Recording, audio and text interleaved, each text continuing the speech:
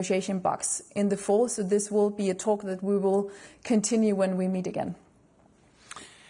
And from my side, my pitch was the following.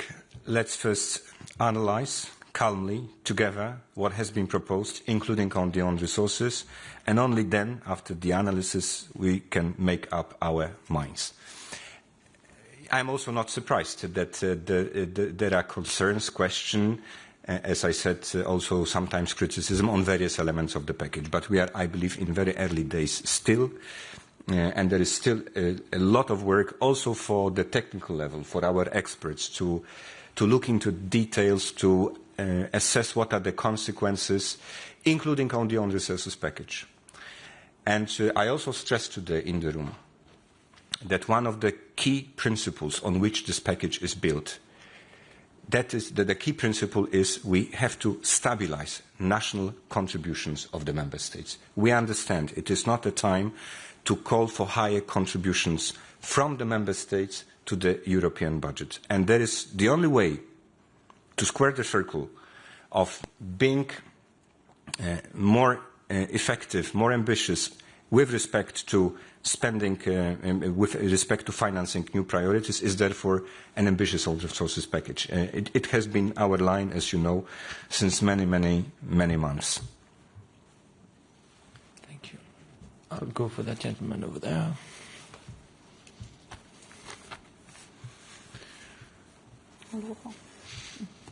Yes, Ole Ryborg, Danish National Radio and Television. A question for the Minister. When you lead the meeting, you also have the best position in the room to listen to everything what is said.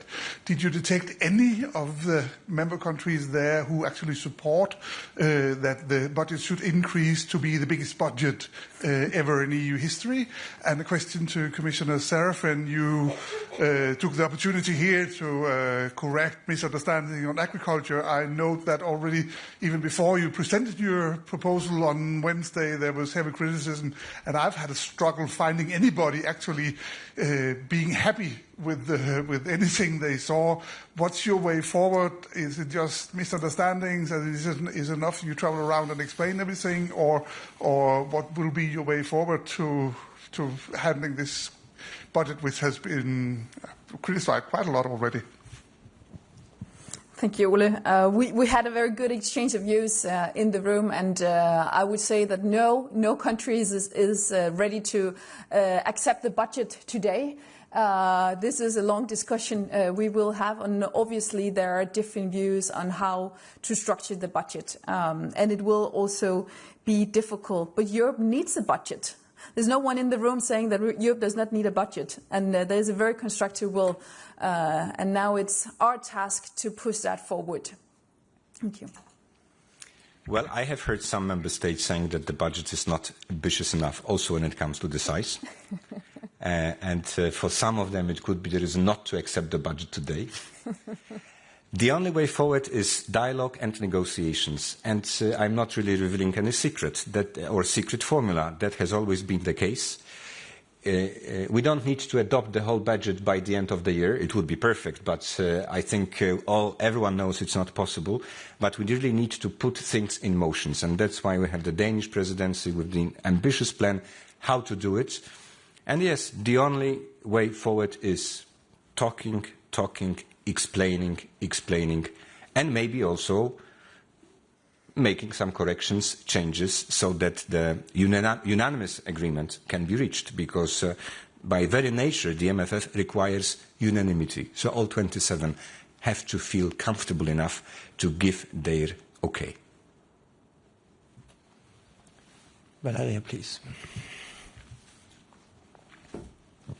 Valeria Pashko, public broadcaster of Ukraine. My questions for boss. So do you hold any negotiations with your partners or allies in order to convince them joining the sanctions, in particular the oil price caps, maybe with the US, Canada or Japan, I don't know. And one more question.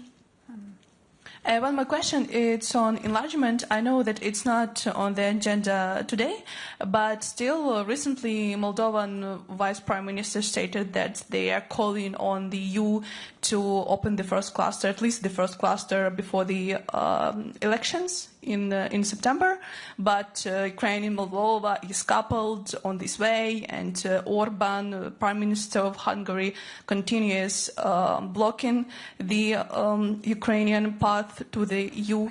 So how will you handle that situation? Thanks. Enlargement is one of our top priorities for the Danish presidency. It is very important for us to move forward with enlargement, especially for Ukraine, also Moldova and the countries in West Balkan. And it is so because it is a matter of security. It is a geopolitical necessity that we move forward with enlargement, and we will do everything we can. Unfortunately, right now, Ukraine is being blocked by one member country. Ukraine and Moldova are ready to move forward.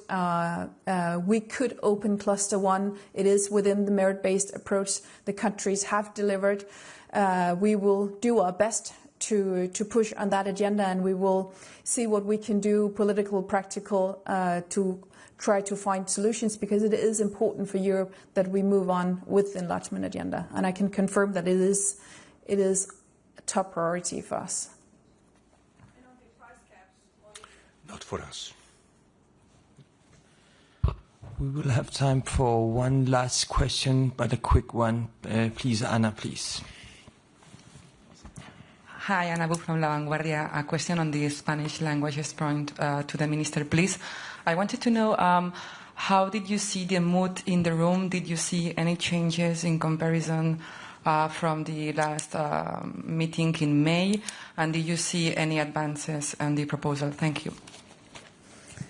Well, there still remain many concerns on the item on the Spanish language, concerns due to budgetary concerns and also legally concerns.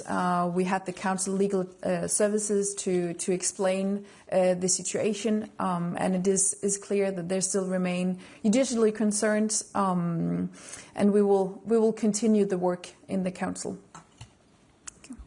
Yes, thank you so much. And by this, we conclude the press conference. Sorry, but the Minister has run. Thank you so much. Thanks.